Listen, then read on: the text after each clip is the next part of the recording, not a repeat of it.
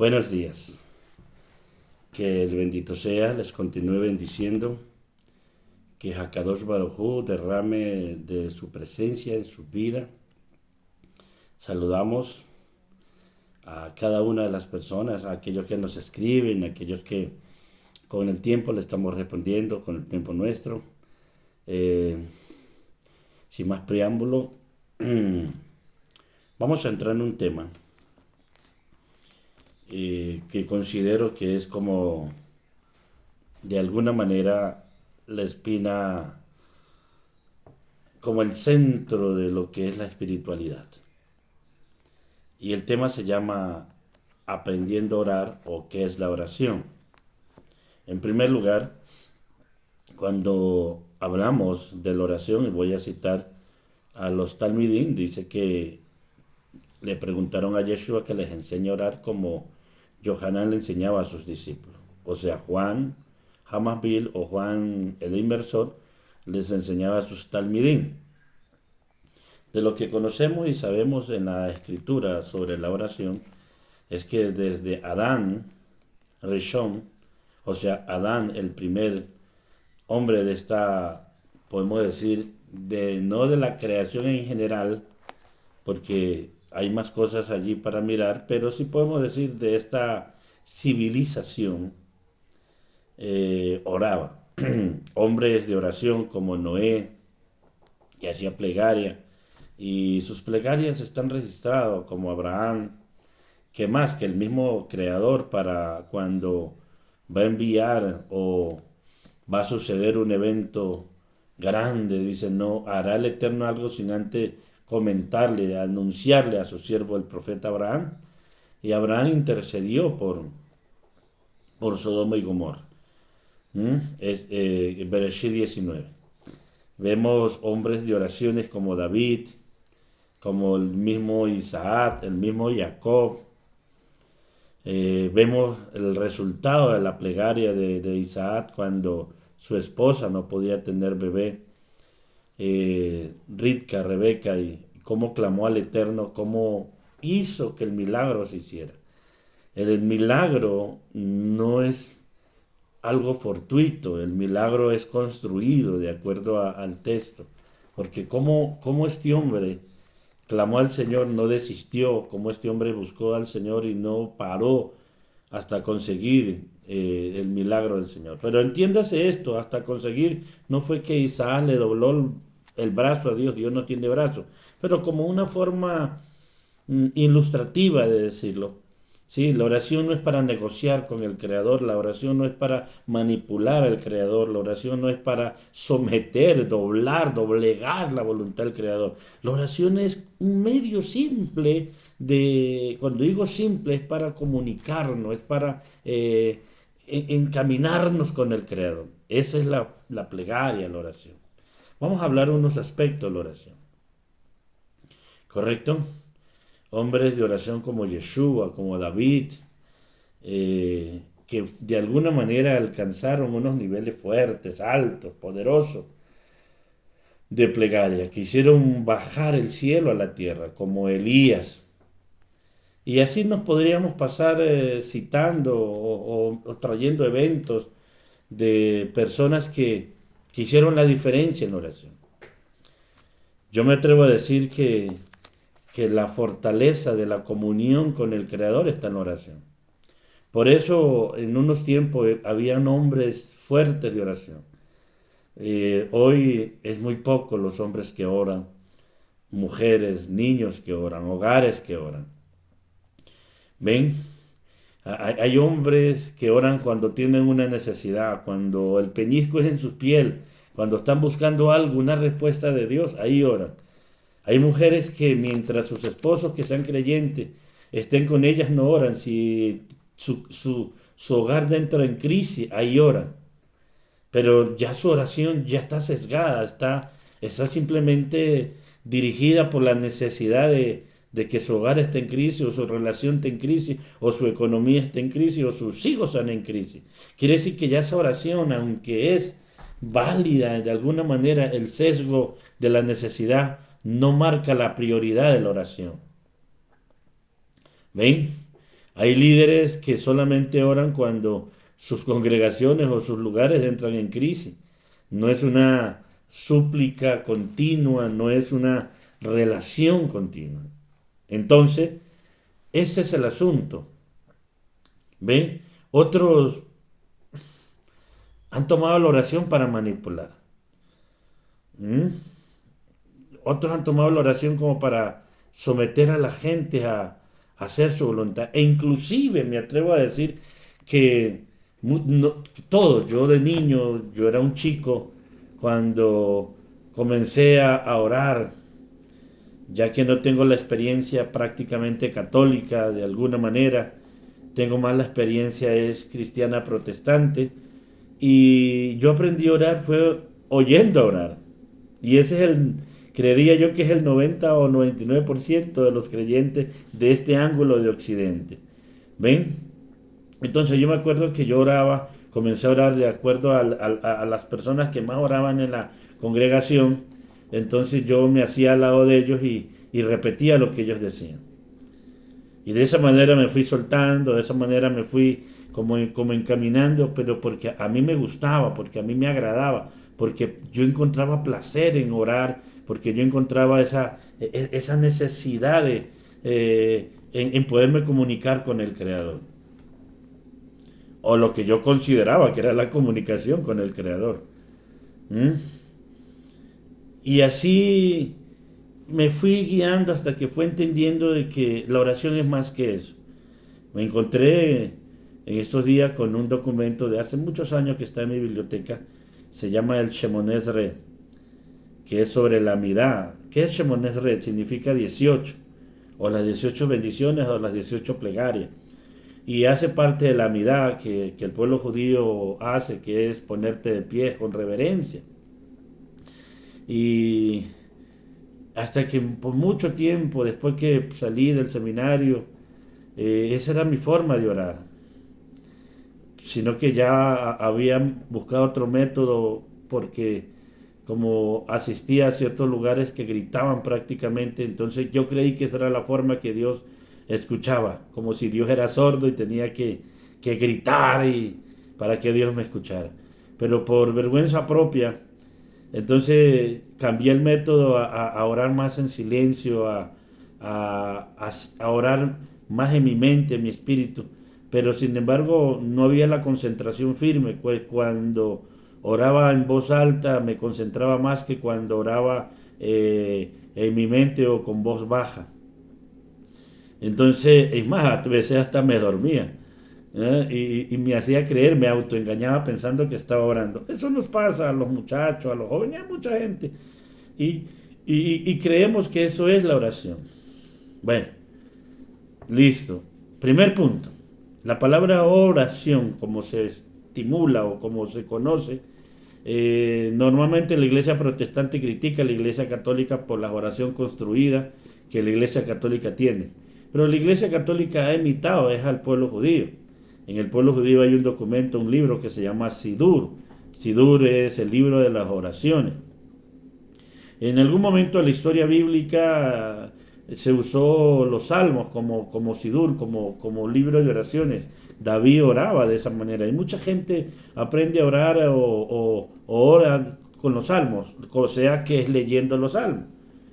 Y hay salmos que tienen una energía, un poder tremendo, ¿cierto? Como hay salmos que al desconocerlo o al no entender es fuerte, como cuando David dice que los enemigos desciendan vivos al Seol, sin entender el contexto ni profético ni histórico, es complejo, es complicado. ¿Mm? Entonces yo fui entendiendo que así no era, o por ahí no era el asunto, que los salmos son cánticos y que teníamos que cantar, y que la mayoría de las escrituras era más poética. Dentro de la base profética hay una poesía, la lírica de Israel es muy poética. Todo eso lo fui entendiendo. Hasta que llegué a unos puntos que aún, o sea, desde chico yo no necesité que nadie me dijera venga a orar o venga a leer las escrituras. No, a mí me placía, era un placer. Era un deleite, era algo que me nacía tener. Y lo más tenaz es que cuando doblaba rodilla y yo sentía esa energía que fluía y me imaginaba cuando Moshe estaba orando, cuando pasaban por el desierto y le sostenían las manos y Josué y estaba en la guerra y él ordenó al sol. Todo eso para mí era una película 3D, 4D y entraba en esa dimensión. Así que me acostumbré con ciertas cosas que quiero tocar hoy. Uno, la oración es comunión. Comunión es relación.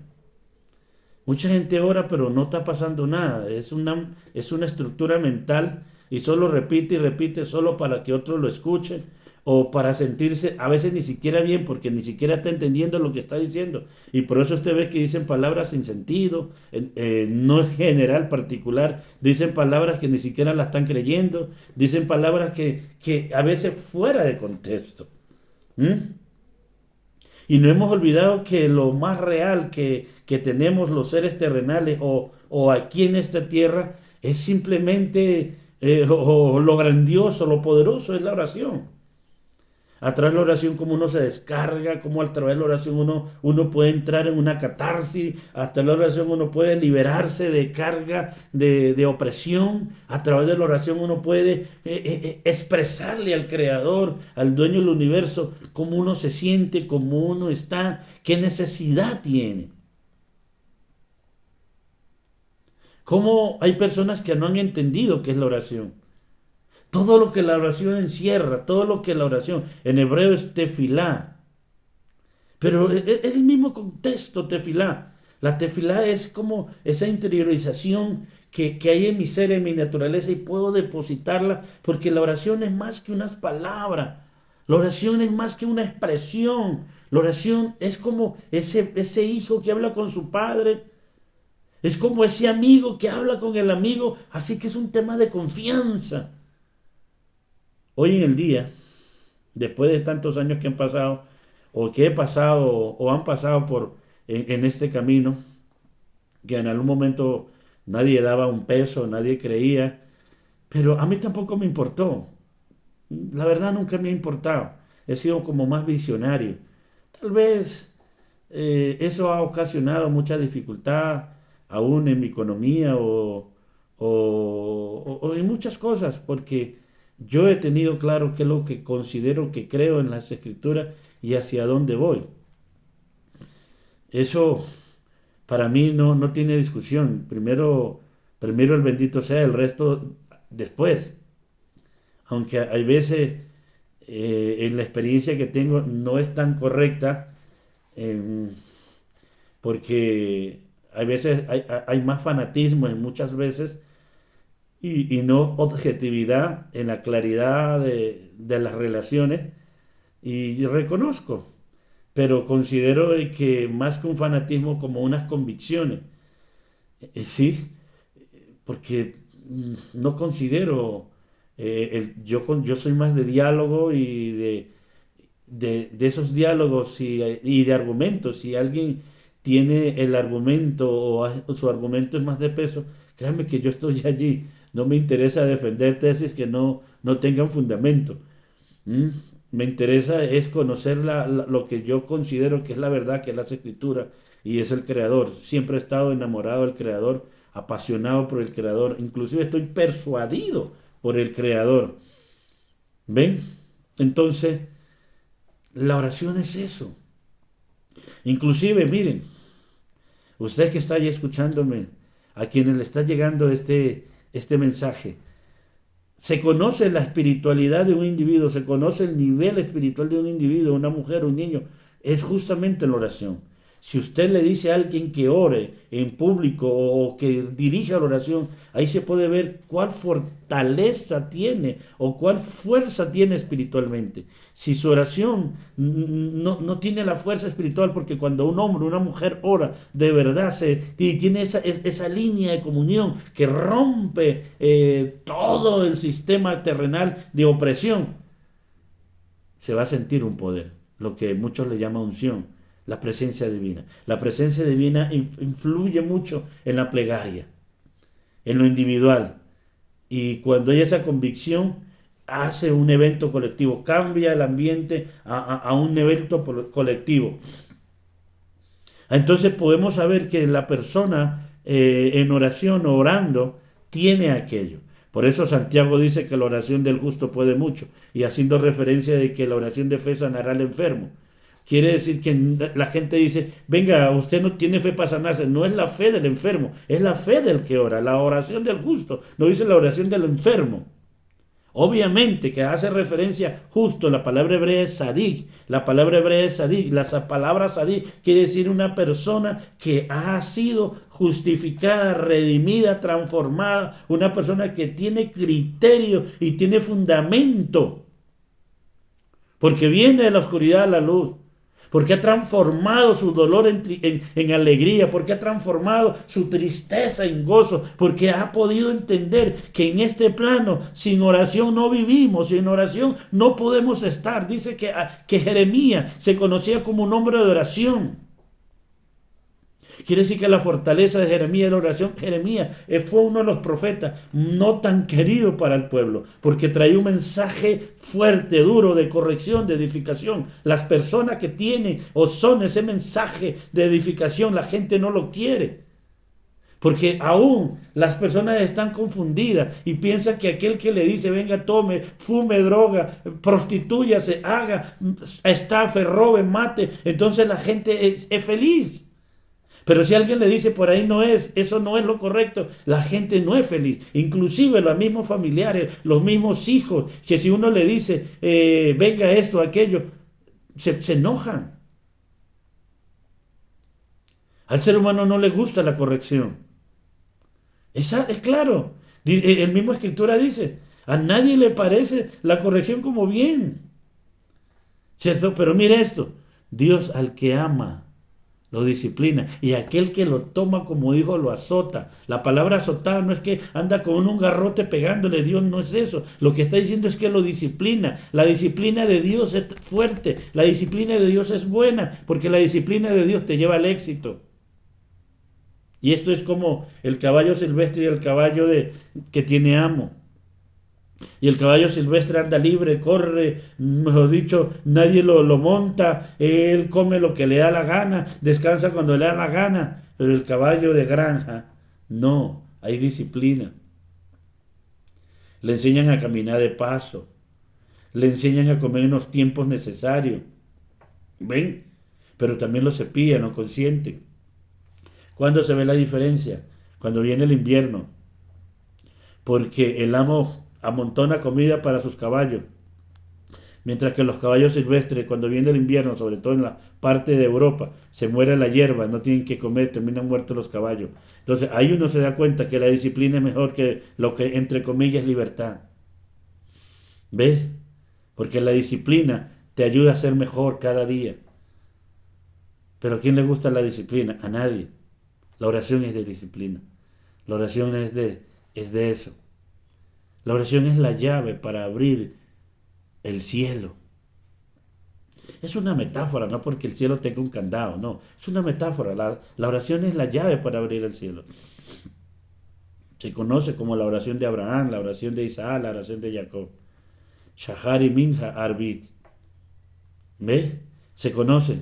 Se conoce cuando una persona es de montaña, cuando busca las montañas orar. Cuando baja de las montañas. Hay una diferencia en su plegaria, en su súplica, en su ruego. Estamos allí. Estamos allí. La oración es el medio o el método o la llave para abrir la presencia divina a tu vida. Y la presencia divina es la sanadora, la restauradora. ¿Sí? ¿Qué refrigerio es cuando tú oras verdaderamente al Señor? ¿Qué refrigerio es cuando tú te comunicas con el Señor? Porque hay mucha gente que ora, y yo que he estado mucho tiempo en cultos, en reuniones, y uno ve mucha gente que ora, pero no pasa nada en sus vidas. No pasa nada. Y yo les voy a decir, ¿sabes por qué? Porque simplemente están cumpliendo una regla, más no se están comunicando. No están bajando a la presencia de Dios. Y aquí va el segundo punto. Porque si oración es comunicación, es diálogo, No solamente tú tienes que hablar tus necesidades. Hay gente que va con unas peticiones a Dios. Y no está mal, está bien si esa es tu necesidad. Pero ojo, eso no es la oración, eso son peticiones. La oración es traerle alegría al Señor. La oración es poderme comunicar con Él y hacer y traerle gozo y alegría, así como lo hacía Sadoc. Dice que Sadoc ministraba el corazón de Dios. La oración, el primer punto de la tefilá, es ministrar el corazón de Dios. ¿Qué es ministrar el corazón de Dios? Ministrar el corazón de Dios es andar en obediencia. No pretendas que porque tú oras vas a tener las respuestas de Dios. La respuesta de Dios viene cuando tú andas en obediencia. Y hay dos cosas allí. Porque cuando ora dice ora con fe. La palabra fe viene de la palabra hebrea emuná. Emuná es confianza obediente. Quiere decir que para tener fe hay que confiar y obedecer. Pero si tú confías y no obedeces, o obedeces, o sea que haces el evento, pero no confías, entonces no hay fe. ¿Ves? Por eso Santiago dice, muéstrame tu fe por tus obras, o sea, por tus acciones. No son las obras de la Iglesia Católica que se inventa de hacer, de dar limosna, no. Está hablando de la acción de la fe. ¿Ves? A eso es que se refiere. Entonces, claro, cuando se tiene el contexto católico, se imagina solamente el contexto católico y no en el contexto de que el libro fue escrito, por quién fue escrito y para qué fue escrito. Por eso, muéstrame tu fe por tus obras. Quiere decir que cuando oramos tenemos que tener confianza, que lo que estamos diciendo o pidiendo o comunicándonos lo vamos a recibir. Por eso, la oración de una persona, Salmo 51, quebrantada, es poderosa. La oración de un niño es poderosa. La oración de una mujer cuando ve que su hogar se le está yendo, se le está dañando, es poderosa, pero también es una necesidad y eso es un problema, porque deberíamos nosotros en la oración es deleitarnos en el Señor. Así como dice el Salmo 27, una cosa demandaba el Señor y esa buscaré, que esté todos los días de mi vida en la casa del Señor. Lo tremendo es que cuando David hace esa oración no existe casa. O sea, el mobiliario, lo que es el Beit Hamikdash no existe. Ahí es una tienda de reunión y ahí no se iba a orar. Entonces lo que David está diciendo es que, lo que David está diciendo es prácticamente, es que lo que él llama casa, quiere decir es la morada, lo que él está hablando en unas palabras figuradas para decir su presencia. Quiere decir que la oración me impregno de él. Ojo, me impregno de él. Impregnarse de él es como echarse un perfume. ¿A qué huele a Dios? A Dios huele a todo lo bueno. Dios huele a todas las soluciones. Dios tiene un olor y el olor de Dios se llama obediencia. Y cuando tú andas en obediencia a su palabra, andas en obediencia a lo que Él dice, a lo que Él piensa, a lo que Él habla, entonces tú tienes un poder tan tremendo que lo que tú pidas se hará. Porque la llave de abrir esto es obediencia. Baruch Hashem. Baruch Hashem. Pero no puedo cerrar esto diciendo que hay gente que ora y le cita al Señor en la palabra. Como si el Señor quisiera que le citara, Señor, escrito está, Señor, acuérdate de tu palabra. O sea, le está diciendo que Dios es un desmemoriado. O sea, no hemos entendido o no se ha entendido o no le han explicado que no necesitamos citarle al Creador. Pero yo entiendo que así aprendimos y creemos que ese es el medio o ese es el método. No, señores. Inclusive que cuando tú ya tienes esa comunión y vas a la presencia y tienes ese refrigerio, Baruch Hashem, cómo siento la energía. Ya no ni siquiera necesitas palabras. Ya las palabras sobran. Y ese es el caso de Hannah. Ana, la mamá de Samuel. El esposo de ella tenía 2 mujeres. Y una de ellas podía tener hijo. Y la otra no. O sea, Ana no podía tener hijo. En ese momento de la vida, sobre todo religiosa, como se vivía, se creía que si se tenía hijo estaba agradable a Dios o era agradable a Dios, que era lo normal que una mujer pudiera tener bebé. Eran los conceptos filosóficos, los conceptos culturales que se manejaban. Mientras no tenía bebé no era bien vista. Pero Elcana tenía esa mujer, o sea, Hannah.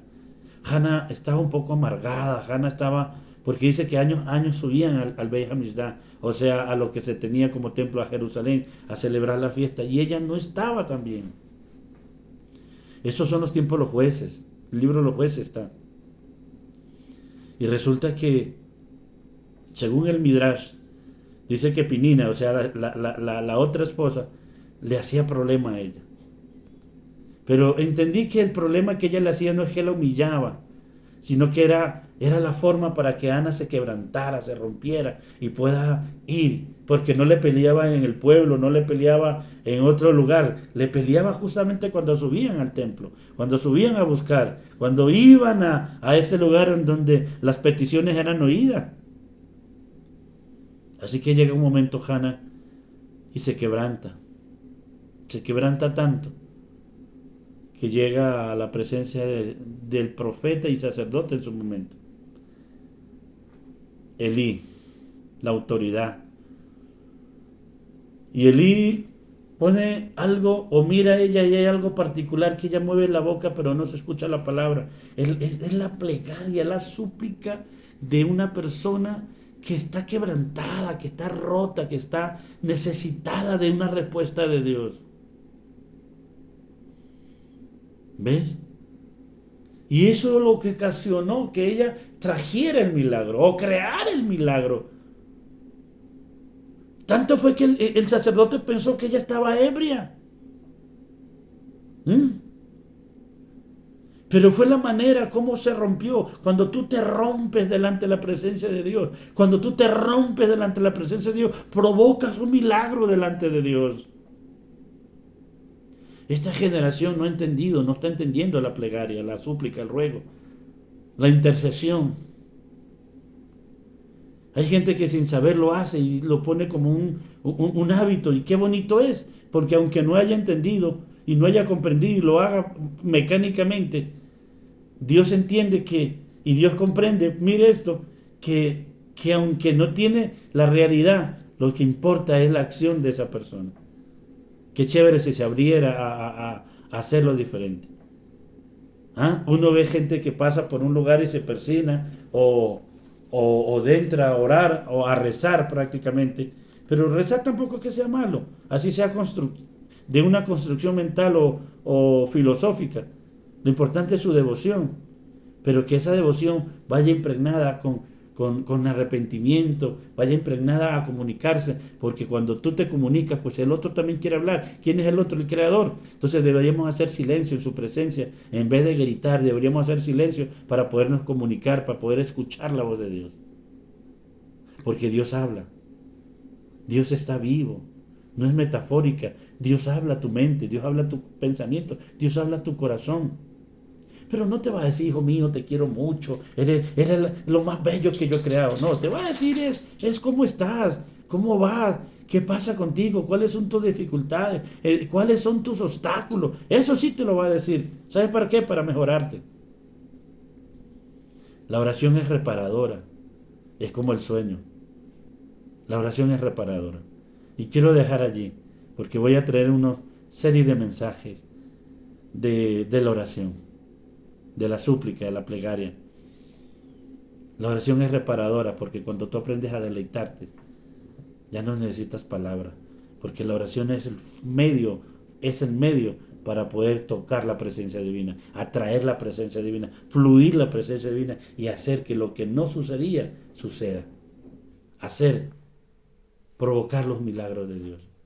Y el medio para provocar los milagros es la plegaria, es la súplica, es el ruego, es la oración. Hay que orar, hay que aprender a orar. Baruch Hashem. Pero hay que traer deleite a la presencia de Dios. Y si estás orando, créelo. Si tú estás diciendo, Señor, manda lluvia, lo más que Dios espera que tú saques el paraguas, la sombrilla o algo que te cubra, porque va a llover. Eso es creer. Pero no digas, Dios manda lluvia y ora y te levantas y sales por estar. Ahí no cuenta. ¿Y sabes por qué no cuenta? Porque ni siquiera estás creyendo lo que estás diciendo o lo que estás pidiendo o lo que estás orando. Y lo que no lleva fe dice que no trae paz. Suscríbete al canal. Estamos aquí para ayudarte, estamos aquí para bendecirte, estamos aquí para hacer de ti o traerte una palabra de bendición. No estamos criticando a nadie, estamos trayendo una corrección y una edificación. Bellava, la comunidad Bellava, como la casa del Padre, te bendecimos. Shalom. Shalom y shalom. Suscríbete al canal y comenta, haznos tus comentarios. Hoy a la 1 de la tarde estaremos siguiendo el estudio del Nuevo Testamento, de la Brija de Ashá, de estos documentos. Estamos en lo intertestamentario. No te lo pierdas, en vivo. En vivo, vamos a hacer esto en vivo y luego tenemos clases todos los días por ahora en Facebook del Nuevo Testamento o de estos nuevos escritos de los apóstoles y en Facebook, perdón, en YouTube, Génesis. Estamos en el capítulo 1, verso 2, Génesis. El domingo vamos a hacerlo más temprano, ya que 7 de la noche es muy tarde para los que están en España, me dicen, y no pueden estar allí. Shalom y shalom.